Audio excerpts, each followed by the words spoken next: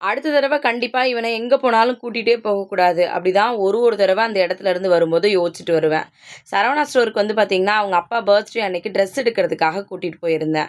அப்போ போகும்போதே யோசிச்சேன், பேசாம இவன வீட்லயே விட்டுட்டு போயிடலாம். ஏன்னா, அம்மா வீட்ல விட்டுட்டு போனோம் அப்படின்னா இருந்துப்பான். கூட கூட்டிட்டு போனா பயங்கரமா சேட்டை பண்ணுவான் அப்படின்னு சொல்லிட்டு. ரொம்ப நல்ல புள்ள மாதிரி, "அம்மா நான் சேட்டெல்லாம் பண்ண மாட்டேன். ரொம்ப சமத்தா இருப்பேன். நீ என்ன சொல்றியோ அத தான் கேட்பேன்." அப்படிலாம் என்ன நைஸ் பண்ணி, என்னை ஏமாத்தி வந்து கூட்டிட்டு போனான். ஆனா, சரவணா ஸ்டோருக்குள்ள போன உடனே வந்து பார்த்தீங்கன்னா, அவனோட வேலைய காட்ட ஆரம்பிச்சுட்டான். ஒரு தடவ அங்க போகும்போதும், மொத்த சரவணா ஸ்டோரும் என்ன திரும்பி பார்க்குற அளவுக்கு வந்து பண்ணிருவான். இந்த தடவ அத விட கொஞ்சம் எக்ஸ்ட்ராவே வந்து ஷேர் பண்ணிட்டாரு.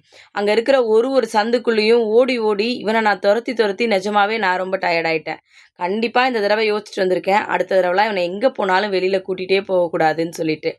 வீட்டுக்கு வந்த உடனே ரொம்ப நல்லவனா மாறிடுறான். வெளியில போனா தான் இப்படி வந்து நடந்துக்கிறான். இவன் நிஜமாவே நல்லவனா? இல்ல கெட்டவனான்னு என்னால கண்டுபிடிக்கவே முடியல.